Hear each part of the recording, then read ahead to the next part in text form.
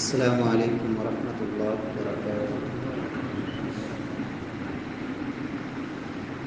الحمد للہ رب العالمین والعاقبۃ للمتقین والصلاة والسلام علی سید الانبیاء والمرسلین اللهم صل علی محمد وعلی آل محمد كما صليت على إبراهيم وعلى آل إبراهيم إنك حميد مجيد اللهم بارك على محمد وعلى آل محمد كما باركت على إبراهيم وعلى آل إبراهيم إنك حميد مجيد اللهم انفعنا بما علمتنا وعلمنا ما ينفعنا وزدنا علما رب اشرح لي صدري ويسر لي امري واحلل عقدة من لساني يفقهوا قولي اعوذ بالله السميع العليم من الشيطان الرجيم من همزه ونفخه ونفسه بسم الله الرحمن الرحيم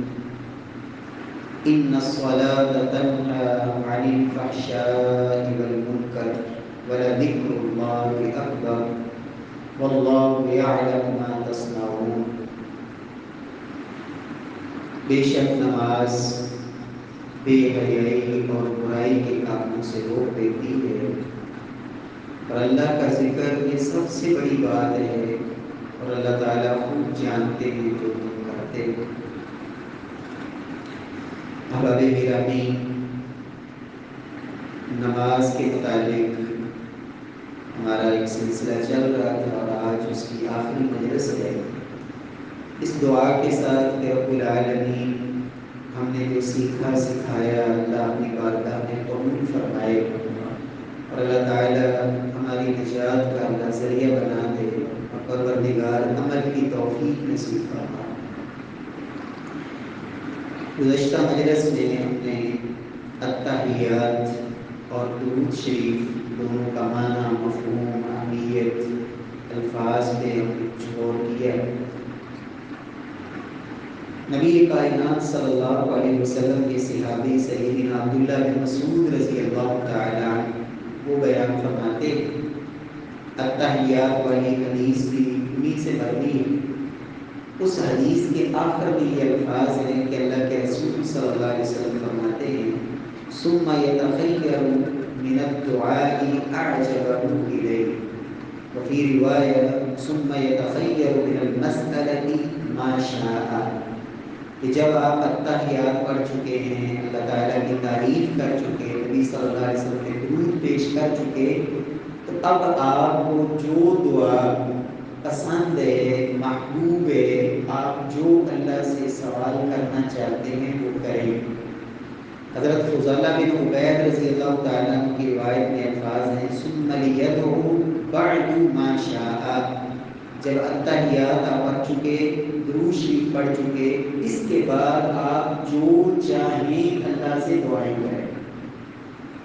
نماز کا یہ جو اختتام ہوتا ہے نا، نماز کا آخری مرحلہ یعنی درود شریف کے بعد دعاؤں کی قبولیت میں یہ وقت اور یہ کیفیت اتنی اہمیت کی حامل ہے، جیسے انسان رات کے پچھلے پہر اٹھ کے اپنے رب سے دعائیں کرتا ہے نا، وہ دعاؤں کی قبولیت کا وقت ہوتا ہے، رات کا پچھلا پہر۔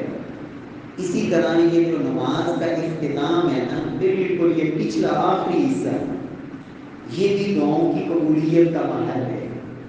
رسول اللہ صلی اللہ علیہ وسلم کا فرمان ہے، فرمایا سیدنا ابو امامہ کہتے ہیں جب آپ سے یہ سوال کیا گیا ای الدعاء اسمع، کون سی دعائیں، کس وقت کی گئی دعائیں اللہ کے ہاں سب سے زیادہ سنی جاتی ہیں، تو نبی صلی اللہ علیہ وسلم نے دو وقت بتائے، فرمایا جوف اللیل الآخر و دبر الصلوات المکتوبات، فرمایا ایک رات کا جو آخری پہر ہے نا، آخری تیسرا حصہ، اس وقت کی گئی دعائیں یہ سب سے زیادہ سنی جاتی ہیں، اور دوسرا ہے دبر الصلوات المکتوبات، فرضی نمازوں کے پیچھے۔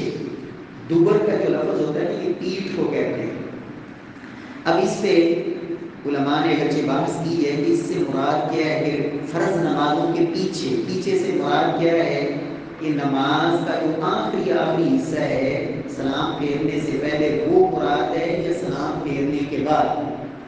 بات سمجھائیے.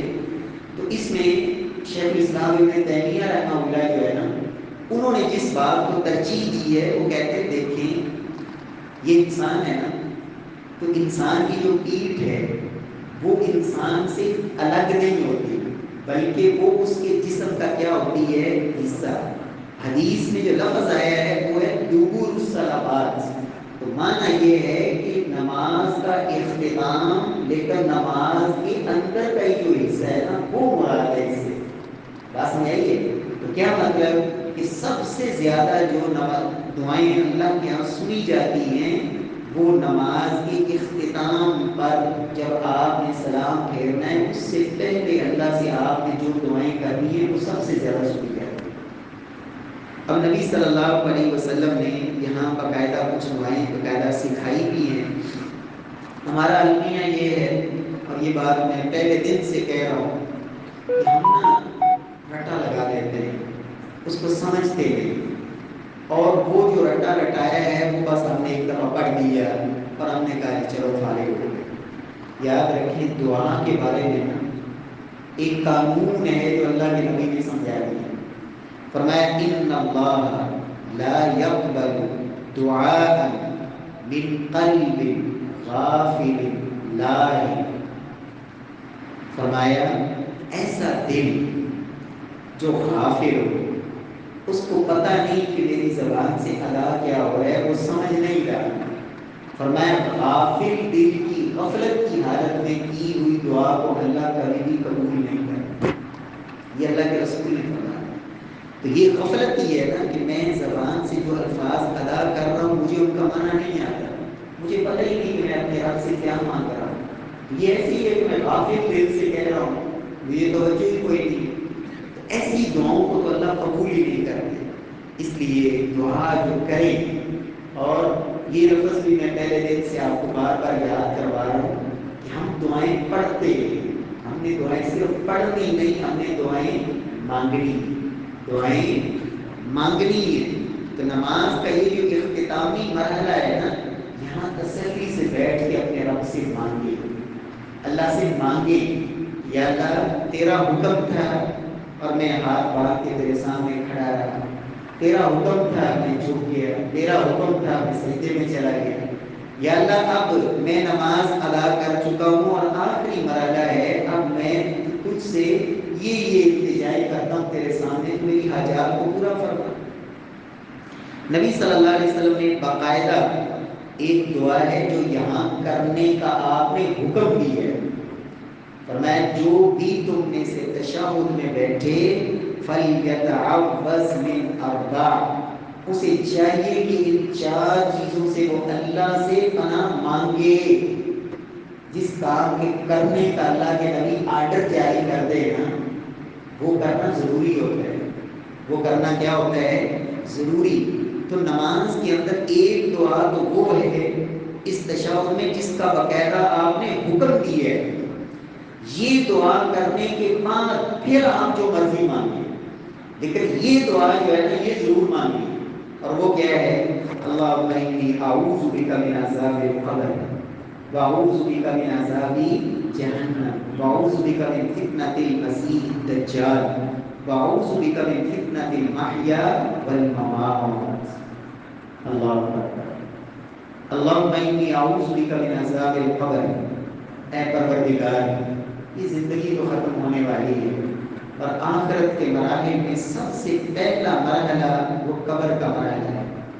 اور سیدنا عثمان غنی رضی اللہ تعالیٰ جب قبر پہ آتے نا تو ان اتنا روتے کہ ان کی داڑھی آنسوں سے تر ہو جاتی. تو کہنے والوں نے کہا اور سوال کرنے والوں نے سوال کیا کہ عثمان جنت کے تذکرے ہوتے ہیں, جہنم کے تذکرے ہوتے ہیں, آپ اتنا نہیں روتے, لیکن جب قبر کی بات ہوتی ہے تو آپ اتنا روتے ہیں. تو سیدنا عثمان نے کہا میں نے اللہ کے رسول سے سنا تھا کہ آخرت کی منازل میں سب سے پہلی منزل جو ہے وہ قبر ہے. یا یہ جہنم کا گڑھا ہے یا یہ جنت کا باغ ہے، اور جو یہاں سے کامیاب ہو کے نکل گیا اس مرحلے سے تو اگلے مراحل بھی اللہ پھر آسان کرتے جائے، اور جو یہی ناکام ہو گیا اور یہی عذابوں میں پکڑا گیا تو وہ آگے بھی اس کا انجام یہی ہوگا۔ اور نبی صلی اللہ علیہ وسلم نے ہمیں یہ آرڈر جاری کیا ہے کہ جب بھی آپ نے وہ تشہد جس میں آپ نے سلام پھیرنا ہے اس میں آپ نے اللہ سے سب سے پہلے پناہ مانگنی ہے، تو اس سے اے اللہ مجھے قبر کے عذاب سے بچا، اللہم انی اعوذ بک من عذاب القبر، ساتھ ساتھ یہ پڑھتے ہیں تاکہ آپ کو یاد ہو۔ اللہم انی اعوذ بک، اے پروردگار میں پناہ چاہتا ہوں، من عذاب القبر، قبر کے عذاب سے، اللہ اکبر، واعوذ بک من عذاب جہنم، اور عذاب قبر سے بچاؤ کے لیے آپ نے کہا صاحب کی زبان سے جو حدیث سنی نا کہ عذاب قبر سے بچانے کا ایک عمل کہ رات کو سورۃ الملک پڑھ کے سویا کرے، رات کو سورۃ الملک پڑھ کے سویا کرے، اللہ قبر کے عذاب سے محفوظ رکھے۔ اور یہ سورہ ملک جو ہے یہ جھگڑا کرے گی اپنے پڑھنے والے کی طرف سے اور اس کو اللہ کے عذاب سے بچائے گی، اللہ تعالیٰ توفیق نصیب فرمائے۔ دوسرا لفظ ہے واعوذ بک من عذاب جہنم، اے پروردگار میں گنہگار ہوں، خطا کار ہوں، سب کچھ ہے لیکن یا اللہ میں تیری جہنم سے پناہ مانگتا ہوں، واعوذ بک من عذاب جہنم، تیری جہنم سے جو واقعی برے لوگوں کا ٹھکانہ ہے، مجرموں کی بدترین انجام گاہ ہے، یا اللہ میں اس سے پناہ چاہتا ہوں۔ وَأَعُوذُ بِكَ مِنْ فِتْنَةِ الْمَسِيحِ الدَّجَّالِ، اللہ اکبر۔ اللہ کے رسول فرماتے ہیں جناب نوح سے لے کر آخری نبی جناب محمد صلی اللہ علیہ وسلم تک اللہ نے جتنے نبی دنیا میں بھیجے ہیں نا، ہر نبی نے اپنی قوم کو دجال کے فتنے سے ڈرایا، اور اللہ کے رسول صلی اللہ علیہ وسلم نے صرف دجال کے فتنے سے ڈرایا ہی نہیں بلکہ آپ نے ہمیں وہ دعا سکھا دی جو ساتھ آرڈر جاری کر دیا کہ تمہاری ہر نماز کے اندر دجال کے فتنے سے تم نے اللہ سے کیا مانگنی ہے؟ پناہ۔ اللہم انی اعوذ بک من فتنۃ المسیح الدجال، اے پروردگار میں دجال کے فتنے سے بھی تیری پناہ چاہتا ہوں۔ اور ایک اور بھی عمل اللہ کے رسول نے بتایا ہے، فرمایا من حفظ 10 آیات من اول سورۃ الکہف عصم من فتنۃ الدجال، فرمایا جو بندہ سورۃ الکہف، سورۃ الکہف جو جمعے والے دن پڑھی جاتی ہے نا، اس سورت کی پہلی 10 آیات کو زبانی یاد کر لیتا ہے، سورۃ الکہف کی پہلی 10 آیات کو زبانی یاد کر لیتا ہے، اللہ رب العزت سے دجال کے فتنے سے محفوظ کرتا ہے۔ میں بڑا حیران ہوتا ہوں، یقین جانے دیکھیں، اللہ اکبر، دنیا کے اندر سب سے بڑا فتنہ جس کے بارے میں ہر نبی نے اپنی قوم کو اس سے خبردار کیا وہ دجال کا فتنہ ہے، اور اللہ کے رسول کہہ رہے ہیں جس کو 10 آیتیں قرآن کی سورہ کہف کی یاد ہے اللہ اسے اس فتنے سے بچا لے، اور جس کو اللہ توفیق دے دے وہ سارا قرآن ہی یاد کرے، اس کی کیا ہی بات ہے۔ تو آپ کو اللہ نے جہاں موقع دیا تھا، چلو ابھی ایک دن آدھا دن باقی ہے تو آپ کوشش کریں جو ہے نا وہ سورہ کہف کی، جب بعد میں بھی آپ کو اللہ موقع دے 10 آیتیں ضرور یاد کریں۔ تیسری چیز یہ ہے دجال کے فتنے سے پناہ، اور چوتھی چیز یہ تشہد کی دعا ہے، یہ کیا ہے؟ تشہد کی دعا۔ وَأَعُوذُ بِكَ مِنْ فِتْنَةِ الْمَحْيَا وَالْمَمَاتِ، اے اللہ میں زندگی اور موت کے تمام فتنوں سے تیری پناہ چاہتا ہوں۔ زندگی کے اندر اے اللہ جتنے فتنے ہیں نا ان سب سے میں تیری پناہ میں آتا ہوں، اور موت کے جتنے فتنے ہیں اللہ ان سے بھی تیری پناہ چاہتا ہوں۔ یہ ہر نماز میں اللہ کے نبی نے کہا یہ دعا پڑھو، یہ دعا رب سے مانگو، اللہم انی اعوذ بک من عذاب القبر، اے اللہ میں قبر سے کے عذاب سے تیری پناہ چاہتا ہوں، اے پروردگار میں جہنم کے عذاب سے تیری پناہ چاہتا ہوں، اے اللہ دجال کے فتنے سے میں تیری پناہ چاہتا ہوں، اے پروردگار زندگی اور موت کے ہر طرح کے فتنوں سے میں تیری پناہ چاہتا ہوں۔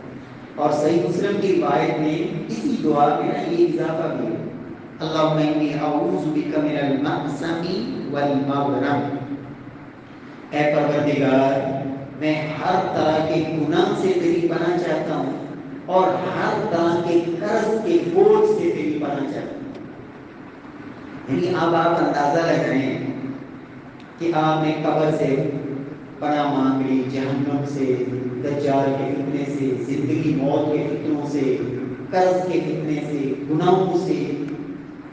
یہ دعا اللہ کے نبی نے کہا تو اپنے تشہد میں یہ پڑھنی ہے، یہ حکم بھی ہے۔ اور اس دعا کی اہمیت آپ یہاں سے بھی سمجھ سکتے ہیں۔ امام طاووس رحمہ اللہ، کون؟ امام طاووس، یہ تابعی ہے، حضرت عبداللہ بن عباس کے شاگرد ہیں۔ اپنے بیٹے سے پوچھتے ہیں بیٹا نماز پڑھ رہے ہو؟ ہاں بھائی نماز پڑھ رہے ہیں۔ کہا نماز میں تم نے یہ دعا پڑھی ہے، اللہم انی اعوذ بک من عذاب القبر واعوذ بک من عذاب جہنم؟ بیٹا کہتا ہے ابا جی میں نماز میں یہ دعا نہیں پڑھ سکتا۔ کہا چلو نماز دوبارہ پڑھو، نماز دوبارہ پڑھو اور اس نماز کے اندر یہ دعا پڑھو، اس لیے کہ اللہ کے نبی نے یہ دعا پڑھنے کا حکم دیا ہے۔ یعنی آپ یہاں سے اندازہ لگائیں، اور اگر مجھے 50 سال ہو گئے نمازیں پڑھتے ہوئے لیکن آج تک میں یہ دعا یاد نہیں کر سکا، پھر مجھے غور کرنا چاہیے نا کہ اللہ کے نبی نے تو حکم دیا ہے۔ اور دوسری دعا جو تشہد میں سیدنا ابو بکر صدیق نے پوچھا تھا، یا رسول اللہ صلی اللہ علیہ وسلم میں جب اتحیات پڑھ لوں تو درود پڑھ لوں، اس کے بعد نماز کے آخر میں کیا دعا پڑھوں؟ تو اللہ کے رسول حضرت ابو بکر صدیق کو دعا سکھائی، اللہم انی ظلمت نفسی ظلما کثیرا ولا یغفر الذنوب الا انت فاغفر لی مغفرۃ من عندک وارحمنی انک انت الغفور الرحیم۔ یہ دعا اللہ کے رسول نے حضرت ابو بکر کو سکھائی، ابو بکر صدیق رضی اللہ عنہ، اللہم انی ظلمت نفسی ظلما کثیرا، اے اللہ میں اپنی جان پہ بہت زیادہ ظلم ڈھا چکا ہوں، ظلمت نفسی ظلما کثیرا ولا یغفر الذنوب الا انت، یا اللہ میں نے جو اپنی جان پہ ظلم کیے ہیں، گناہ کیے ہیں، اے اللہ ان کو تیرے علاوہ کوئی معاف کر ہی نہیں سکتا، فاغفر لی، یا اللہ میرے ان سارے گناہوں کو معاف بھی فرما دے، وارحمنی، اور میرے اوپر اپنی رحمتوں کی برکھا بھی برسا ہے، اس لیے کہ بخشنے والا بھی تو اکیلا ہی ہے اور رحمت کرنے والا بھی تو اکیلا ہے۔ یہ دعا کی تشہد میں حضرت ابو بکر صدیق کو اللہ کے رسول نے سکھائی کہ ابو بکر یہ دعا پڑھا کرو، یہ دوسری دعا ہے۔ اور یہاں نا ایک اور بات میں آپ کو کہتا ہوں، ابو بکر نے ویسے کتنے کو اپنی جان پہ ظلم کیے تھے؟ بولے ابو بکر رضی اللہ تعالیٰ کتنے کو گنہگار ہوں گے؟ اللہ کے نبی نے جو دعا سکھائی اس میں الفاظ کیا ہے؟ اللہم انی ظلمت نفسی ظلما کثیرا، اے اللہ میں اپنی جان پہ بڑے ظلم کر چکا ہوں۔ اللہ یہاں علماء نے بڑی پتے کی بات کہی ہے، کہتے ہیں کہ جب رب کے سامنے گناہوں کی معافی مانگنے بیٹھے نا تو پھر یہ نہ سوچا کرے کہ میں نے کون سا گناہ کیے، پھر جو نہیں کیے نا پھر وہ بھی مانگے۔ اور اللہ کے نبی کی دعاؤں کے اندر باقاعدہ یہ الفاظ موجود ہیں، اے اللہ میرے چھوٹے گناہ، میرے بڑے گناہ، میرے صغیرہ گناہ، میرے کبیرہ گناہ، میرے چھپ چھپ کے کیے ہوئے گناہ، لوگوں کے سامنے کیے ہوئے گناہ، جو جان بوجھ کے کیے، جو غلطی سے ہو گئے، اور آخر میں لفظ ہے وَكُلُّ ذَلِكَ عِندِي، یا اللہ یہ سارے ہی ہیں میرے پاس، میں نے یہ سارے کیے۔ حالانکہ اللہ کے نبی نے کیے، بولیں اللہ کے نبی نے تو نہیں کیے، لیکن آپ دعا میں یہ کہہ رہے ہیں، یہ ہے انسان کی رب کے سامنے اپنی عاجزی اور بے بسی۔ سمجھ آ گئی ہے کہ انسان جب رب کے سامنے معافی مانگنے بیٹھے نا تو انداز یہ اختیار کرے کہ یا اللہ میں نے چھوٹے گناہ بھی کیے، یا اللہ میں نے بڑے بھی کیے، یا اللہ میں نے لوگوں کے سامنے بھی کیے، یا اللہ میں نے چھپ چھپ کے بھی کیے، یا اللہ میں نے وہ گناہ بھی کیے جو مجھے آج تک یاد ہے، کچھ گناہ ایسے بھی ہیں میں کر کے بھول گیا، یا اللہ کچھ گناہ ایسے بھی ہیں جو میں نے پہلے کیے کچھ بعد میں کیے، یا اللہ اور سارے ہی کیے، سارے ہی کیے ہیں، یا اللہ تو معاف کرنا۔ اور یہ اللہ کے نبی کی دعاؤں کا انداز ہے۔ ابو بکر صدیق کو کہہ رہے ہیں ظلمت نفسی ظلما کثیرا، اے اللہ میں اپنی جان پہ بے تحاشا ظلم ڈھا چکا ہوں، لہذا تو مجھے معاف فرما۔ یہ نماز کے اندر، تشہد کے اندر۔ اللہ اکبر۔ اس کے بعد اب آپ یہ دو دعائیں تو باقاعدہ تشہد میں اللہ کے نبی نے سکھائی ہے، یہ دو دعائیں یہاں پڑھیں۔ اب اس کے بعد آپ جو مرضی میں مانگیں، بات سمجھ آ گئی؟ اس کے بعد پھر آپ کو جو اللہ سے آپ مانگنا چاہتے ہیں نا، یہ نماز میں رب سے مانگنے کا محل ہے، اور یہی وہ جگہ ہے جہاں کہ جس کے بارے میں اللہ کے رسول کہہ رہے ہیں کہ اللہ تعالیٰ اس وقت کی ہوئی دعا کو سب سے زیادہ سنتے ہیں۔ اگرچہ اس کا ایک معنی بعض علماء نے یہ بھی ہے کہ فرض نماز کی اختتام پر یعنی سلام پھیرنے کے بعد، لیکن میں نے آپ کو کہا کہ دونوں رائے میں سے جو پہلی رائے ہے نا وہ زیادہ قوی نظر آتی ہے کہ نماز کے اندر دعا کیجیے، اور اللہ کے رسول کی باقاعدہ حدیثیں تھیں۔ اب آپ یہاں مانگ سکتے ہیں سیدنا ابراہیم والی وہ بڑی جامع دعا، یہاں قرآنی دعائیں بھی مانگ سکتے ہیں، جو قرآن مجید کے اندر دعائیں ہیں نا وہ اگر آپ کو یاد ہیں وہ آپ مانگیں اللہ سے۔ رب اجعلنی مقیم الصلاۃ ومن ذریتی ربنا وتقبل دعاء، اے اللہ رب اجعلنی مقیم الصلاۃ، مانا بھی آنا چاہیے، اے پروردگار مجھے نمازی بنا دے، مجھے نماز کو قائم کرنے والا بنا دے، ومن ذریتی، اے اللہ میری اولاد کو بھی نمازوں کو قائم کرنے والا بنا دے، رب اجعلنی مقیم الصلاۃ ومن ذریتی ربنا وتقبل دعاء، اے اللہ میں نے نماز میں جو بھی دعائیں مانگی ہیں ساری کو قبول فرما لے، ربنا اغفر لی، اے اللہ مجھے بھی بخش دے، ولوالدی، میرے والدین کو بھی بخش دے، وللمؤمنین، اور تمام ایمان والوں کو معاف فرما دے، یہ بھی آپ پڑھ سکتے ہیں۔ اسی طرح ربنا آتنا فی الدنیا حسنہ وفی الآخرۃ حسنہ وقنا عذاب النار، اے اللہ مجھے دنیا میں بھی حسنہ، ربنا آتنا فی الدنیا حسنہ، اے اللہ مجھے دنیا میں بھلائی، خوبصورتی، حسنہ اچھائی عطا فرما، اور آخرت میں بھی حسنہ، تو آخرت کی حسنہ تو سمجھ آتی ہے نا جنت، اور آخرت میں سب سے زیادہ اچھائی بھلائی کیا ہے جو اللہ انسان کو دے دیں گے، وہ کیا ہے؟ جنت۔ تو دنیا کی حسنہ کیا ہے؟ ربنا آتنا فی الدنیا حسنہ، اے اللہ مجھے دنیا میں حسنہ عطا فرما، یہ حسنہ کیا ہے؟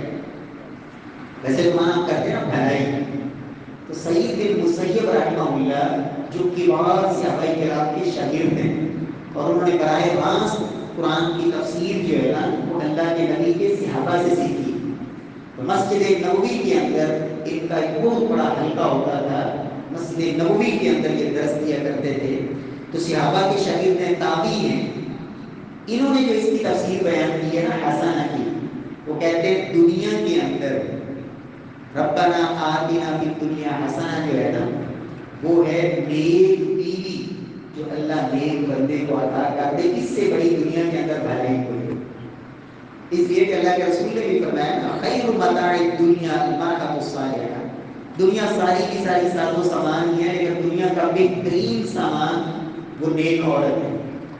تو خاص طور پر ماشاءاللہ یہ نوجوان بھی بیٹھے ہیں نا، کئی ممکن ہے کہ شادی شدی نہیں ہوئی ہوگی تو یہ دعا پڑھا کریں، ویسے بھی اس کے اندر اور بھی سب کچھ آ جاتا ہے، تو اللہ تعالیٰ جو ہے نا وہ قبول فرمائیں گے، تو نماز کے اندر بھی یہ دعا کی جا سکتی۔ اس کے علاوہ آپ جو بھی مانگیں مقروض ہیں تو آپ یہ مانگ سکتے ہیں اللہم اکفنی بحلالک عن حرامک واغننی بفضلک عمن سواک، اللہ اکبر، اب یہ دعا مانگ لیں۔ ایک بڑی نا جامع دعا ہے، ویسے تھوڑی سی لمبی ہے لیکن اگر آپ یاد کر لیں نا تو جب بڑا کریں گے نا انشاءاللہ ایمان تازہ ہو جائے۔ اور ہم جب مدرسے سے فارغ ہوئے تھے نا تو ہمارے اساتذہ نے یعنی 2004-05 کی بات ہے، تو جو ہمیں نصیحتیں کی تھی ان میں ایک نصیحت یہ تھی کہ بیٹا آپ نے یہ دعا کبھی نہیں چھوڑی، یہ دعا ضرور پڑھی، اور وہ دعا کیا ہے؟ اللہم اقسم لنا من خشیتک ما تحول به بیننا وبین معصیتک ومن طاعتک ما تبلغنا به جنتک ومن الیقین ما تهون علینا مصائب الدنیا اللهم متعنا بأسماعنا وأبصارنا وقواتنا أبدا ما أحييتنا واجعله الوارث منا واجعل ثأرنا على من ظلمنا وانصرنا على من عادانا اللهم لا تجعل مصيبتنا في ديننا ولا تجعل الدنيا أكبر همنا ولا مبلغ علمنا. بڑی جامع دعا ہے، ترجمہ آپ سنیں گے نا تو ایمان تازہ ہو جائے گا. اے اللہ مجھے اپنا اتنا تقویٰ اور خوف نصیب فرما دے کہ جب بھی میں گناہ کی طرف قدم اٹھاؤں گا تو تیرا خوف اور ڈر میرے سامنے رکاوٹ بن جائے. اللہم اقسم لنا من خشیتک، یا اللہ مجھے اتنا خوف اور اپنا ڈر نصیب فرما دے ما تحول بھی بیننا و بین معصیتک، جو میرے اور میرے گناہوں کے درمیان رکاوٹ بن جائے. وَمِن طَاعَتِكَ مَا تُبَلِّغُنَا بِهِ جَنَّتَكَ، یا اللہ مجھے اتنی اپنی بندگی کی توفیق دے دے اور اپنی اطاعت کی توفیق دے دے تو مجھے تیری جنت تک پہنچانے کا ذریعہ بن جائے. وَمِنَ الْيَقِينِ مَا تُحَوِّنُ عَلَيْنَا مَصَائِبَ الدُّنْيَا، یا اللہ اپنی ذات پہ مجھے اتنا یقین، توکل، بھروسہ، اعتماد نصیب فرما دے کہ دنیا کی مصائب اور پریشانیوں میں میرے لیے آسانی کا ذریعہ بن جائے. جب انسان کا اللہ پہ بھروسہ اور توکل ہے تو پھر دنیا کے غم پریشانی کیا حیثیت رکھتی ہے. وَمِنَ الْيَقِينِ مَا تُحَوِّنُ عَلَيْنَا مَصَائِبَ الدُّنْيَا اللَّهُمَّ مَتِّعْنَا بِأَسْمَاعِنَا وَأَبْصَارِنَا وَقُوَّاتِنَا مَا أَحْيَيْتَنَا. یا اللہ میرے جسم میں جو تو نے مجھے طاقتیں عطا کی ہیں نا، سننے کی طاقت ہے، دیکھنے کی طاقت ہے، بولنے کی طاقت ہے، چلنے کی طاقت ہے، پکڑنے کی طاقت ہے، یا اللہ جسمانی جتنی قوتیں تو نے مجھے دی ہیں نا، جب تک میری زندگی باقی رہے یا اللہ یہ میری قوتیں میرے ساتھ رہیں کہ تم مجھ سے لینا. یہ نہ ہو کہ میں میری زندگی کو میری آنکھیں ساتھ چھوڑ دیں، میں زندہ ہوں میرے کان ساتھ چھوڑ دیں. نہیں یا اللہ جب تک میں زندہ رہوں یہ میری یہ قوتیں جو تو نے مجھے بخشی ہیں یہ میرا ساتھ دیتی ہیں. وَجَعَلْهُ الْوَارِثَ مِنَّا وَاجْعَلْ ثَأْرَنَا عَلَىٰ مَنْ ظَلَمَنَا. یا اللہ میرے بعد میرے ایسے وارث پیدا کرنا جو میری دینی وراثت کو سنبھالنے والے. یہ نہ ہو کہ باپ تو ماشاءاللہ عالم دین ہے، سب کچھ ہے، اور نیچے اولاد ایسی پیدا ہو گئی ہے کہ جو نہیں. یا اللہ مجھے نیک اور صالح وارث نصیب فرما. وَاجْعَلْ ثَأْرَنَا عَلَىٰ مَنْ ظَلَمَنَا. یا اللہ جس نے بھی میرے اوپر ظلم کیا ہے نا اس کے مقابلے میں میں کمزور ہوں، یا اللہ اس ظالم کے مقابلے میں تجھے کرتا ہوں، میرا انتقام تو نے مجھ سے لینا ہے، میں کمزور ہوں. وَاجْعَلْ ثَأْرَنَا عَلَىٰ مَنْ ظَلَمَنَا وَانصُرْنَا عَلَىٰ مَنْ عَادَانَا. یا اللہ جس نے میرے اوپر ظلم کیا ہے ان کے خلاف میری مدد فرما. اللہم لا تجعل مصیبتنا فی دیننا. یہ آخری دو لفظ پر بڑے قیمتی. پہلی دعا بہت جامع ہے، اے اللہ میرے اوپر کوئی ایسی پریشانی نہ ڈال دینا جو مجھے دین سے دور کر دے. اللہم لا تجعل مصیبتنا فی دیننا. یا اللہ مجھے کسی ایسی تنگی میں، کسی ایسے غم میں، کسی ایسے صدمے میں، کسی ایسی تکلیف میں، کسی ایسے فتنے میں، اے اللہ جو مجھے دین سے دور کر دے ایسا نہ ہو. ولا تجعل الدنيا اکبر همنا ولا مبلغ علمنا. یا اللہ یہ جو دنیا ہے نا یہی میری منزل اور ہدف اور ٹارگٹ نہ بن جائے کہ ہر وقت مجھے یہی فکر ہو کہ میں نے دنیا دنیا دنیا دنیا کیسے کمانی. یا اللہ یہ میری منزل نہ ہو. اللہم لا تجعل الدنیا اکبر همنا. میرا سب سے بڑا غم دنیا ہی بن جائے. کاروبار گیا جی، کاروبار گیا جی، کاروبار گیا جی، کاروبار، ہر وقت کاروبار کاروبار کاروبار، پیسہ پیسہ پیسہ، یہی غم. اسے نہیں پرواہ نماز گئی، روزہ گیا، زکات ہے نہیں، کوئی پرواہ نہیں، بس ایک ہی غم ہے کہ پیسہ کیسے ہے. یا اللہ ایسا نہ ہو. اور آخری لفظ پتہ کیا ہے؟ ولا مبلغ علمنا.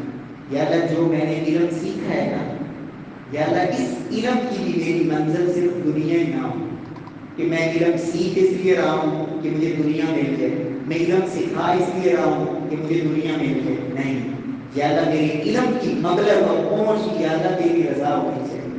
یہ میرا علم دنیا کے لیے نہ ہو کہ بس میں دنیا ہی سے حاصل کرنا چاہتا ہوں اور دنیا ہی کمانا چاہتا ہوں، ایسا نہ ہو، بلکہ میرے علم کی منزل پوری آپ. ایسی بے شمار جامع دعائیں. اللہ اکبر.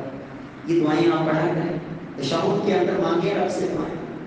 اللہ اکبر. رسول اللہ صلی اللہ علیہ وسلم کی ایک اور دعا ہے، اللہم انی اعوذ بک، اللہم انی اعوذ بک من زوج تشیبنی اللهم إني أعوذ بك من جار السوء ومن زوج تشيبني قبل المشيب ومن ولد يكون علي ربا ومن مال يكون علي عذابا ومن خليل ماكر عينه تراني وقلبه يرعاني إن رأى حسنة دفنها وإذا رأى سيئة أزاها. وہ جامع دعا.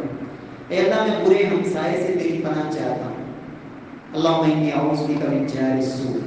ہمسایہ ایسا ہو کہ جس سے ہر وقت مجھے خطرہ ہی لگا رہے کہ میں گھر سے باہر ہوں تو مجھے ڈر ہی لاحق ہو کہ کہیں میرے گھر میں بچوں کو نقصان نہ دے دے. اے اللہ ایسے برے ہمسائے سے تیری پناہ چاہتا ہوں. ومن زوج تشیبنی قبل المشیب. یا اللہ ایسی بیوی سے پناہ چاہتا ہوں جو مجھے بڑھاپے سے پہلے بوڑھا کر دے. ایک تو ہے نا عمر کے ساتھ بوڑھا ہونا, ایک ایک گھر کے اندر وہ اللہ والی ایسی آ گئی ہے جو ہر وقت اس کی ڈیمانڈیں ختم نہیں ہوتی, ہر وقت اس کی طرف سے پریشانی پریشانی پریشانی, تکلیف ہی تکلیف ہے. یا اللہ ایسی بیوی سے پناہ چاہتا ہوں. اور یہ زوج کا لفظ جو ہے نا یہ خامد بیوی دونوں پہ بولا جاتا ہے. تو عورت اگر پڑھے گی تو مانا یہ ہوگا کہ یا اللہ ایسے خامد سے پناہ چاہتی ہوں جو مجھے وقت سے پورے پورا کر دے. ومن زوج تشیبنی قبل المشیب ومن ولد یکون علی ربا. یا اللہ میں ایسی اولاد سے بھی پناہ مانگتا ہوں جو میرے اوپر حاکم بن جائے. اور یہ قیامت کی علامات میں سے ہے نا. اللہ کے نبی نے فرمایا قیامت کے قریب اولاد آرڈر دے گی اور ماں باپ اس کے آرڈر کے محتاج ہوں گے, حکمران ہوگی اولاد.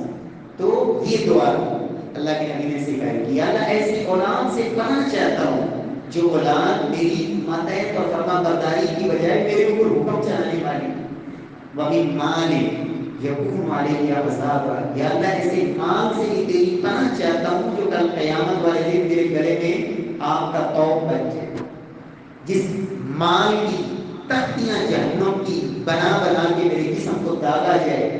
یا اللہ ایسے مال سے بھی تیری پناہ چاہتا ہوں. وَمِن خَلِيلٍ مَاكِرٍ. یا اللہ مکار دوست سے بھی تیری پناہ چاہتا ہوں.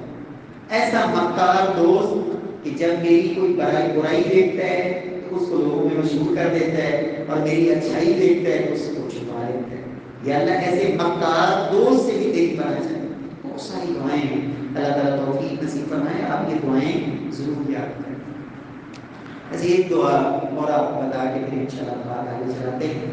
اور ذخیرہ احادیث میں بہت ساری دعائیں ہیں جن کے بارے میں اللہ کے نبی نے یہ کہا ہے کہ یہ دعا پڑھیں تو اللہ غم دور کر دیتا ہے. لیکن ایک دعا ایسی ہے جس کے بارے میں اللہ کے نبی نے صرف یہ نہیں کہا کہ اللہ غم دور کر دیتے, بلکہ فرمایا ہے کہ اللہ اس غم کو خوشی میں تبدیل کر دیتا. وہ دعا پہ یاد کرنی چاہیے. یعنی جس دعا کے بارے میں اللہ کے نبی یہ فرما دے کہ اللہ تعالیٰ انسان جب کوئی غم آئے پریشانی آئے اور یہ دعا اللہ سے مانگ لینا, اللہ اس غم کو خوشی میں بدل دیتے ہیں. کرنی چاہیے دعا. اللہم انی عبدک وابن عبدک وابن امتک ناصیتی بیدک ماض فی حکمک عدل فی قضاؤک اسألک بکل اسم هو لک سمیت به نفسک او انزلته فی کتابک او علمته احدا من خلقک او استأثرت به فی علم الغیب عندک ان تجعل القرآن العظیم ربیع قلبی ونور صدری وجلاء حزنی وذهاب عنی وغمی. دعا ویسے تھوڑی سی لمبی ہے لیکن اس دعا کا مفہوم یہ ہے کہ سب سے پہلے بندہ نا اپنا آپ رب کے سامنے پیش کرتا ہے کہ یا اللہ میں تیرا بندہ ہوں, تیرے بندے کا بیٹا ہوں, تیری بندی کا بیٹا ہوں. یا اللہ میری پیشانی تیرے قبضے میں, میرے اوپر تیرے ہی آڈر چلتے, میں تیرے حکموں کا ہی پابند ہوں.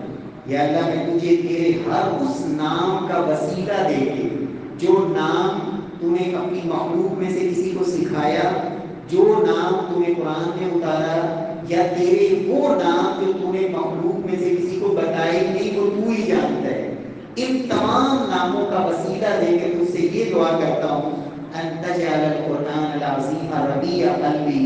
اے اللہ قرآن مجید کو میرے دل کی بہار بنا دے, وجلاء حزنی میرے غموں کا علاج بنا دے, میرے دکھوں کا اور میری پریشانیوں کا اس کو مداوا اور اس کا بہترین علاج بنا دے قرآن مجید. یہ دعا جو ہے نا اللہ کے رسول فرماتے ہیں جب یہ بندہ غم کی حالت میں یہ دعا اللہ سے مانگ لیتا ہے نا، اللہ اس غم کو خوشی میں تبدیل کرتا ہے۔ تو بہرحال ہم بات آگے چلاتے ہیں۔ تو یہ تشہد کہنے کا مقصد یہ ہے، یہ نہیں کہ بس بیٹھے جلدی جلدی اتحیات پڑھا، درود شریف پڑھا اور ربی جعل کی مسئلہ، وہ بھی معنی پہ غور کیا نہیں کیا ہیں، یا جو بس تھوڑا بہت پڑھا جلدی سلام پھیر کے تو پھر انتظار میں بیٹھے ہوتے ہیں، بولی سو دعا ہی نہیں۔ ہمارے یہاں کیا ہے، نماز کے بعد بھائی بیچارے بیٹھے ہوتے ہیں کہ جی دعا تو کی نہیں، تو لینے کیا آئے تھے؟ ہم کہتے ہیں میرے پیارے بھائی، اگر تم نے نماز وہ پڑھی ہوتی جو اللہ کے نبی نے بتائی ہے نا، تو نماز کے بعد یہ نہ کہتا کہ رب سے کچھ مانگے ہی نہیں۔ نماز کے اندر میں کہتا ہوں دنیا آخرت کی کوئی چیز ایسی ہے ہی نہیں جو انسان نماز میں اپنے رب سے مانگ نہیں لے۔ کیا چاہیے؟ غموں سے چھٹکارا چاہیے، قبر کی پناہ چاہیے، جہنم سے پناہ چاہیے، دجال کے فتنوں سے بچائے، زندگی موت کے فتنوں سے پناہ چاہیے، گناہوں کی بخشش چاہیے، اللہ سے ہدایت چاہیے، رحمت چاہیے، معافی چاہیے، اللہ سے ایمان چاہیے، رزق چاہیے۔ یہ سب کچھ تو نماز میں، سب کچھ نماز کے اندر موجود ہے۔ تو اللہ تعالیٰ توفیق نصیب فرمائے۔ اب آپ سلام پھیریں گے، السلام علیکم ورحمۃ اللہ، السلام علیکم ورحمۃ اللہ۔ اور اللہ کے نبی صلی اللہ علیہ وسلم کبھی کبھار جو پہلی طرف سلام ہے اس میں مبارکاتوں کا آپ اضافہ بھی کر لیتے ہیں، یہ بھی سنت ہے۔ آپ کبھی کہہ دیا کریں السلام علیکم ورحمۃ اللہ وبرکاتہ، السلام علیکم ورحمۃ اللہ، یہ بھی اللہ کے نبی کی سنت ہے۔ تو بہرحال اب آپ نے سلام پھیرا، اس کے بعد ایک دفعہ آپ کہیں گے اللہ اکبر۔ کیا کہنا ہے؟ اللہ اکبر۔ نماز کا آغاز بھی کس سے تھا؟ اللہ اکبر، اللہ سب سے بڑا ہے۔ اب سلام پھیر کے بندہ کہتے ہیں اللہ اکبر۔ اس کے بعد 3 دفعہ آپ نے کہنا ہے استغفر اللہ، استغفر اللہ، استغفر اللہ۔ اچھا، ایسے اس کے نا علماء نے یہاں بھی بڑی خوبصورت بات لکھی، کہتے دیکھیں پڑھی تو نماز ہے، تو نماز کو گناہ کا کام ہے۔ وہ استغفر اللہ تو ہوتا ہے نا، انسان گناہ کرے تو معافی مانگتا ہے، تو نماز تو نیکی ہے، بہترین عبادت ہے۔ نماز کے بعد استغفر اللہ کا کیا مطلب؟ کہتے ہیں نماز کے بعد استغفر اللہ کا مطلب یہ ہے کہ بندہ یہ اقرار کر رہا ہوتا ہے کہ یا اللہ میری نماز ویسے نہیں میں پڑھ سکا جس طرح تیری شان کے لائق، یا اللہ میں قیام میں تو رہا لیکن میرا قیام ویسا نہیں تھا جیسا ہونا چاہیے تھا، میرا رکوع ویسا نہیں تھا جیسا ہونا چاہیے تھا، میرا سجدہ اتنا طویل، اتنا خوبصورت، اتنا یا اللہ نہیں تھا، مجھے بڑی کمی ہو گئی، استغفر اللہ، استغفر اللہ، یا اللہ میں پھر بھی معافی کا طلبگار ہوں، مجھے معاف کرنا۔ اور قرآن مجید کی نا ایک آیت بھی ہے والذین یؤتون ما آتوا وقلوبهم وجلة انهم الی ربهم راجعون۔ انشاءاللہ ہم نا 15 منٹ پہلے ختم کر دیں گے اذان سے، تاکہ اس کی وضو شروع کرنا ہو جائے کوئی مسئلہ تو گھبرائیں گے انشاءاللہ۔ تو حضرت عائشہ نے کہا یا رسول اللہ یہ قرآن کی آیت ہے، اس کا کیا مطلب ہے کہ اللہ کہتے ہیں والذین یؤتون ما آتوا وقلوبهم وجلة انهم الی ربهم راجعون، وہ لوگ جو کچھ کرتے ہیں کرنے کے بعد پھر وہ ڈرتے ہیں۔ تو کہا یا رسول اللہ کیا اس سے مراد چوری کرنے والے جو چوری کر کے ڈرتے ہیں، یا زنا کرنے والے زنا کر کے ڈرتے ہیں؟ فرمایا نہیں، اے صدیق کی بیٹی صدیقہ، اس سے مراد تو وہ اللہ کے بندے ہیں جو روزے رکھتے ہیں پھر بھی ڈرتے ہیں کہ پتہ نہیں ہمارے یہ قبول بھی ہونے ہیں، روزے رکھتے ہیں پھر بھی ڈرتے ہیں، نمازیں پڑھتے ہیں پھر بھی ڈرتے ہیں، صدقہ کرتے ہیں پھر بھی ڈرتے ہیں۔ بات سمجھ آ گئی ہے؟ اللہ اکبر۔ اس لیے نا یہ جو اب آپ رمضان کی اختتام میں ہے نا، اس میں اللہ سے زیادہ یہ دعا کریں کہ اللہ ہم نے جو کچھ کیا ہے نا وہ بڑی اس میں کمیاں، بڑیاں کوتاہیاں، بڑیاں کمزوریاں، لیکن یا اللہ جیسا بھی ہے نا تو قبول فرما۔ ابراہیم علیہ السلام نے بیت اللہ بنایا، کیا بنایا؟ بیت اللہ، اللہ کا گھر۔ کیا بنایا؟ اللہ کا گھر بنایا کس کے حکم سے؟ رب نے کہا میرے ابراہیم میرا گھر بنا، ابراہیم علیہ السلام نے بنایا، اللہ نے کہا ابراہیم علیہ السلام نے بنایا۔ جیسے رب نے کہا ویسے بنائے، اور اس کے بعد بھی کیا کہتے ہیں، ربنا تقبل منا انک انت السمیع العلیم، اے اللہ یہ جو عمل کیا ہے اسے اپنی بارگاہ میں قبول فرما۔ اس آیت کی تفسیر میں شیخ ابن باز جب پوچھے نا رونے لگ گئے، کہتے ہیں بندہ بھی عام نہیں، اللہ کا نبی اور خلیل ہے، اور جو کام کیا ہے اللہ کی وحی سے کیا ہے، اور جو کام کیا ہے وہ رب کا گھر بنایا ہے۔ کہتے ہیں اللہ کا نبی رب کے حکم سے رب کا گھر بنانے کے بعد بھی کہتا ہے یا اللہ تو قبول کر لے، تو مجھے اور آپ کو تو اپنے ہر عمل کے بعد یہ زیادہ فکر ہونی چاہیے کہ یا اللہ میرے عمل کو قبول فرما دے۔ کہیں ایسا نہ ہو عمل بھی کرتے رہے اور جیسے قرآن میں کہا عاملۃ ناصبہ تصلی نارا حامیہ، قیامت والے دن کچھ لوگ آئیں گے عمل کر کر کے تھکے ہوئے، پیشانی کے تھکاوٹ کے اثرات، لیکن تصلی نارا حامیہ دیکھتی ہوئی آگ میں جا رہے ہیں۔ کیوں؟ عمل تو بڑے کیے لیکن اللہ کے لیے نہیں تھے، اخلاص نہیں، عمل برباد ہو گئے۔ عمل تو بے تحاشا کیے، سنت کے مطابق نہیں تھے، برباد ہو گئے۔ پیارے بھائی اللہ تعالیٰ ہمارے عملوں میں اخلاص بھی پیدا فرما دے، اللہ کے نبی کی سنت کے اور طریقے کے مطابق بھی بنا دے، اور اللہ تعالیٰ سے یہ کرنے کے بعد بھی دعا کریں اللہ قبول فرما دے۔ نماز کے بعد مزید اذکار جو ہے نا اللہ کے رسول نے جو سکھائے ہیں آپ کو ماشاءاللہ یاد ہی ہوں گے، ربی اعنی علی ذکرک و شکرک و حسن عبادتک۔ پتہ ہے یہ تحفہ، یہ گفٹ اللہ کے رسول نے حضرت معاذ کو دیا، 3 دفعہ کہنے کے بعد معاذ اللہ کی قسم مجھے آپ سے محبت ہے۔ اس صحابی کی شان کا آپ کتنی قابل رشک ہے کہ اللہ کے نبی کہہ رہے ہیں معاذ اللہ کی قسم مجھے تجھ سے محبت ہے، معاذ مجھے اللہ کی قسم تجھ سے محبت ہے۔ لیکن یاد رکھنا معاذ کبھی بھی فرض نماز کے بعد تم نے یہ کلمات چھوڑ دیں گے۔ اللہ کے نبی کیا کہہ رہے ہیں، معاذ مجھے تجھ سے محبت ہے، کبھی بھی فرض نماز کے بعد یہ کلمے نہیں چھوڑتے۔ کیا؟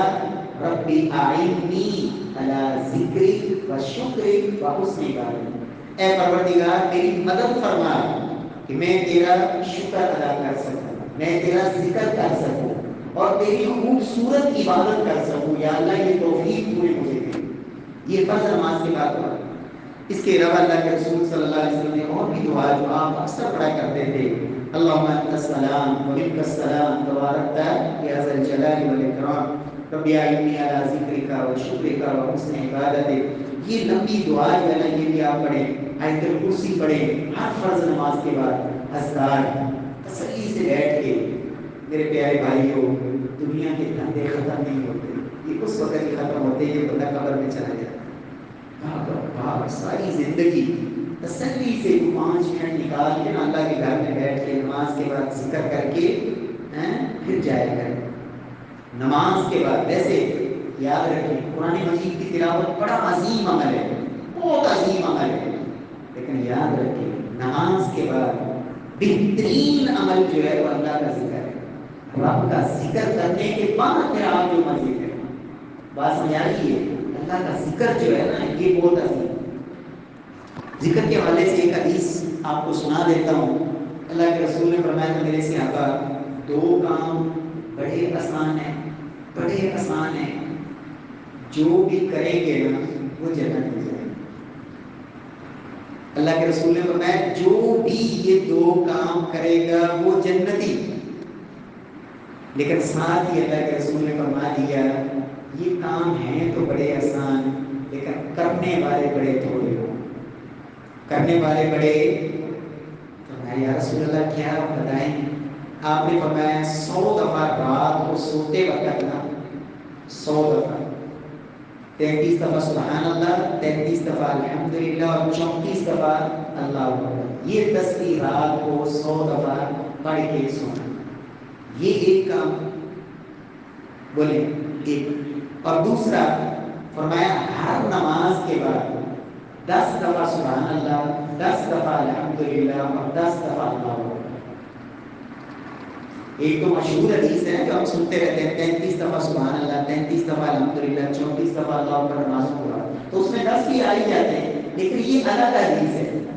فرمایا میرے صحابہ جو بندہ ہر نماز کے بعد 10 دفعہ سبحان اللہ، 10 دفعہ الحمدللہ اور 10 دفعہ اللہ اکبر پڑھے گا تو پانچوں نمازوں کے بعد یہ کلمے کتنی دفعہ ہو جائیں گے؟ 150 دفعہ ہو جائیں گے نا. ایک نماز کے بعد 30 تو 5 نمازوں کے بعد کتنے ہو گئے؟ 150. تو فرمایا میرے صحابہ اللہ ایک نیکی جو ہے نا اس کا 10 گنا بدلہ لیتے ہیں. کتنا لیتے ہیں؟ تو یہ ہو گئے 250. تو 250 کو آپ 10 سے ضرب دیں تو کتنی نیکیاں بن گئی؟ 2500 نیکی. 2500 بن گئی نا. 100 دفعہ آپ نے رات کو پڑھی تصویر پڑھی نا، 100 دفعہ 100 دفعہ پڑھی نا رات کو سونے سے پہلے، تو 100 کا اجر اللہ نے 1000 سے دیا. اور نمازوں کے بعد 10 دفعہ یہ بن گیا 150. تو 150 کا اجر 1500. تو 1500 اور 1000 کتنا بن گیا؟ 2500. اور یہ حدیث کے الفاظ ہیں. اللہ کے رسول فرماتے ہیں میرے صحابہ یہ تم کلمے پڑھو گے 250 دفعہ اللہ نیکیاں دیں گے 2500. تو میرے صحابہ مجھے بتاؤ کون سا مومن ہے جو روزانہ 2500 گنا کرتا ہو؟ قیامت والے دن تو پلڑا ترازو تلنا ہے نا، ادھر نیکیاں اور ادھر بدیاں. تو فرمایا کون ہے ایسا بندہ جو روزانہ 2500 گنا کرے؟ فرمایا یقینی بات یہی ہے کہ جو بندہ یہ 2 کام کرتا رہے گا زندگی میں وہ ضرور اللہ کی جنت میں جائے گا. لیکن ساتھ ہی اللہ کے رسول نے فرمایا یہ کرنے والے تھوڑے ہوں گے. کیوں؟ آپ نے وجہ بھی بتائی. فرمایا تو پھر رات کو جب بستر پہ جاؤ گے نا تو پڑھنا شروع کرو گے سبحان اللہ سبحان اللہ. شیطان جلدی جلدی دھمکی دے کے سنا دے کہ پڑھ نہ سکے. وہ پڑھتے پڑھتے نیند آ گئی. فرمایا تو نماز کے بعد یہ پڑھنا چاہو گے، شیطان یاد کروائے گا وہ دکان پہ گا کھڑے سے چلو یار پھر پڑھ لیا، دوڑ لگے. ابھی میں تو آیا تھا تو یہ کام تھا، وہ خیالات تصورات فرمایا وہ یاد ہی نہیں رہے. تو نماز کے بعد یہ پڑھیں گے نا انشاءاللہ. چلیں گے اللہ تعالیٰ توفیق نصیب فرمائے. اور کوشش کیا کریں تصویر جو ہے نا یہ دائیں ہاتھ کی انگلیوں کے کوڑوں پہ جو ہے نا اس کے اوپر بھی نہ کریں. قیامت والے دن اللہ ان کو بولنے کا موقع دے اور یہ بندے کے حق میں پھر گوائیں جاتے ہیں. اللہ تعالیٰ قبول فرمائے. سبحانک اللہم و بحمدک اشہد ان لا الہ الا انت استغفرک و اتوب الیک. نماز کے حوالے سے کوئی سوال ہو آپ پوچھ سکتے ہیں.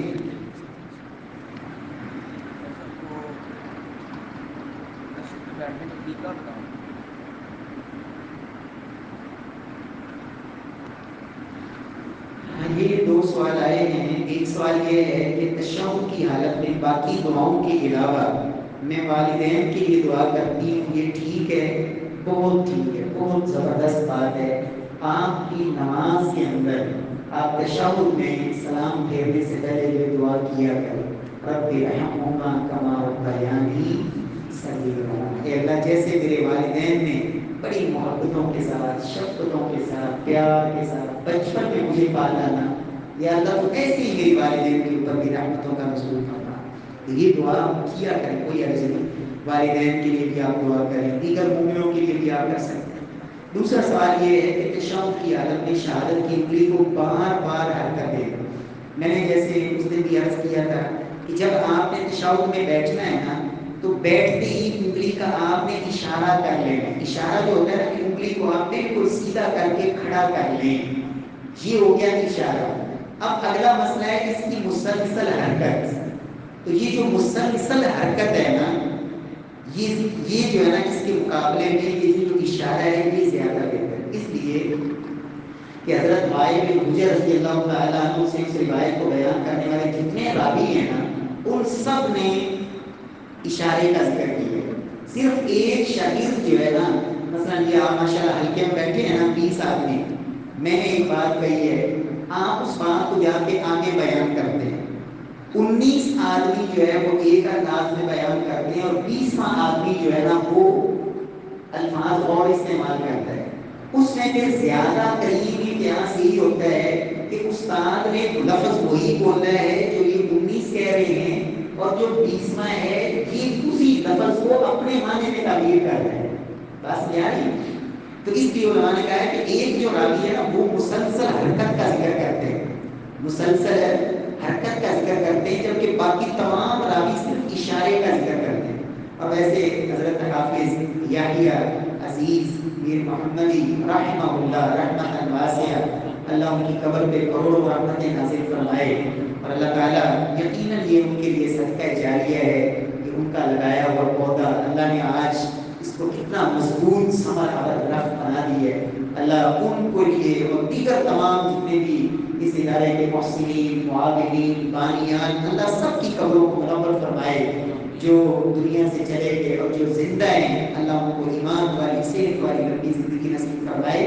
حافظ صاحب جو ہے نا وہ جٹ کے انداز میں یہ اشارے کا طریقہ بتاتے ہوتے کہتے ہیں حدیث کے اندر ہے اشارہ، تو جب آپ کسی بندے کو اشارہ کرتے ہو نا تو آپ کہتے ہو وہ بندہ، آپ یہ نہیں کہتے وہ بندہ، یہ تو کمزوری کی علامت ہوتی ہے وہ بندہ، وہ کہتے ہیں آپ کہتے ہیں وہ بندہ۔ تو حدیث میں اشارہ، تو اشارہ یہ ہوگا یہ نہیں ہوگا، بہرحال ان کا اپنا انداز تھا، اور یہی زیادہ مناسب ہے کہ آپ تشہد کے شروع میں آپ بیٹھے، آپ نے انگلی کا اشارہ کر لیا اور آخر تک یہ اشارہ رہے۔ اگر آپ حرکت دینا بھی چاہتے ہیں تو درمیان میں کسی وقت آپ تھوڑی سی حرکت دے بھی دیں تاکہ اس پہ بھی عمل ہو جائے، کیا مشکل ہے؟ یعنی ایک ہے کہ آپ شروع سے لے کے حرکت پہ لگے ہوئے ہیں، اور بلکہ نا بس اوقات پریشانی سی ہوتی ہے، کئی بھائی جو ہے نا ان کا اشارہ ایسا ہوتا ہے کہ ساتھ تین بندے کی توجہ بھی ادھر ہی ہوتی ہے، کیا پتہ نہیں یہ کیا کرنے لگے ہیں۔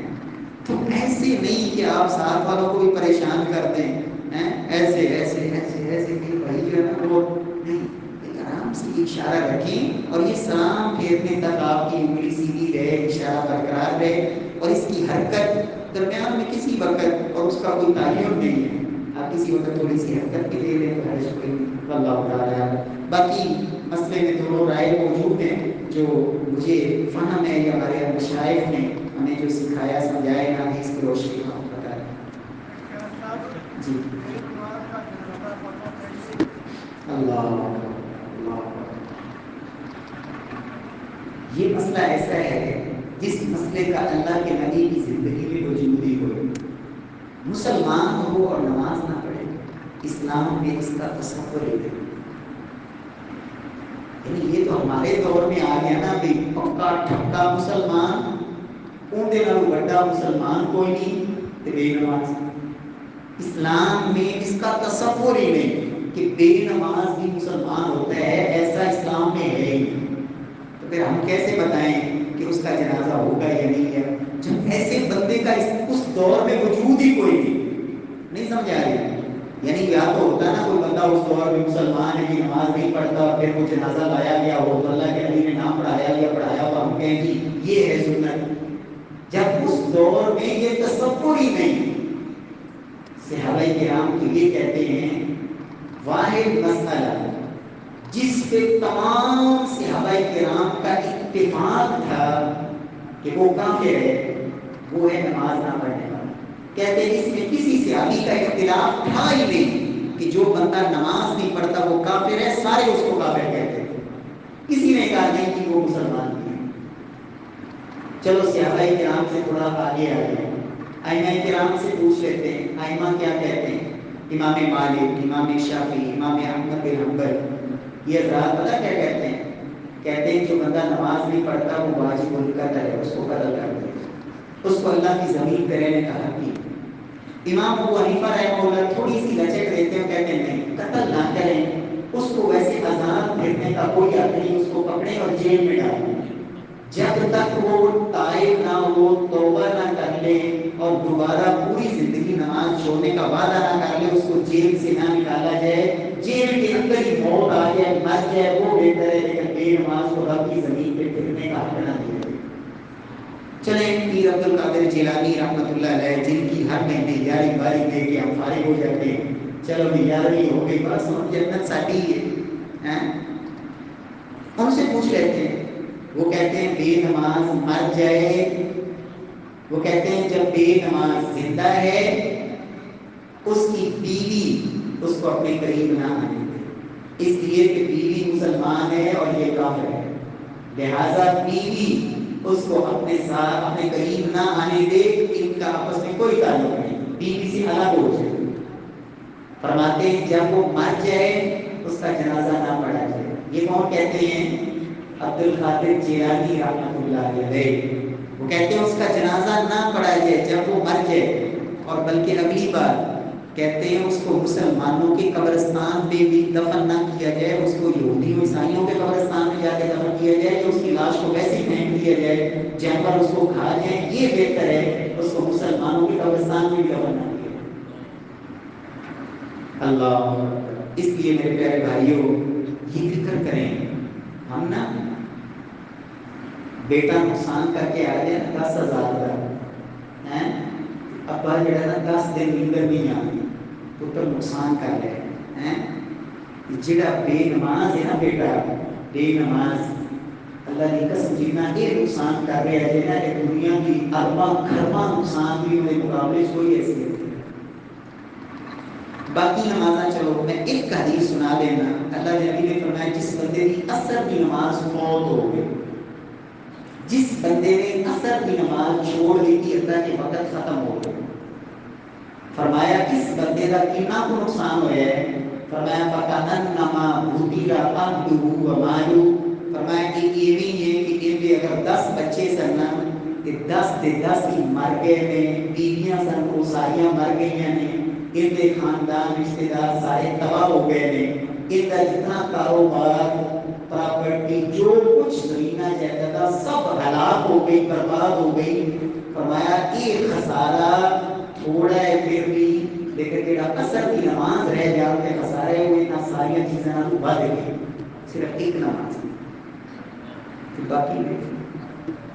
اللہ تعالیٰ توفیق نصیب فرمائے۔ اللہ کے نبی صلی اللہ علیہ وسلم نے تو سیدھا فرمایا بین العبد و بین الکفر والشرک ترک الصلاۃ، مسلمان بندے اور کفر شرک کے درمیان اگر فرق ہے نماز کا فرق ہے۔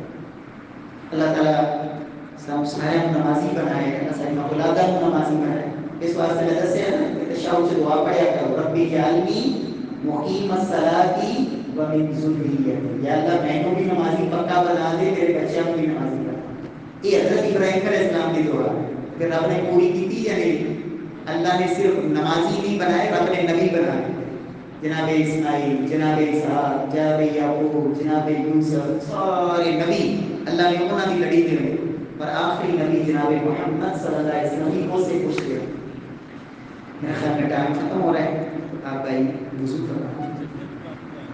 ہاں بھائی نے بہت اچھا سوال کیا ہے، قرآنی دعائیں سجدے میں، دیکھیں نماز کے اندر 2 جگہ ایسی ہیں جہاں اللہ کے رسول نے کہا ہے آپ رب سے کثرت سے دعائیں کرو، ایک سجدہ ہے اور ایک تشہد ہے، تو بہترین یہ ہے کہ آپ قرآنی دعائیں کو تشہد میں کریں، سجدے میں نہ کریں، ٹھیک ہے؟ دعائیں قرآنی جتنی ہیں نا وہ آپ تشہد میں کریں، جو سجدے میں دعائیں کرنی وہ قرآنی دعائیں نہ کریں، کیونکہ قرآن مجید کی تلاوت سے اللہ کے نبی نے منع کی ہے۔ اگرچہ بعض علماء کہتے ہیں کہ بطور دعا پڑھنا، لیکن اس سے بہتر ہے کہ آپ تشہد میں پڑھیں،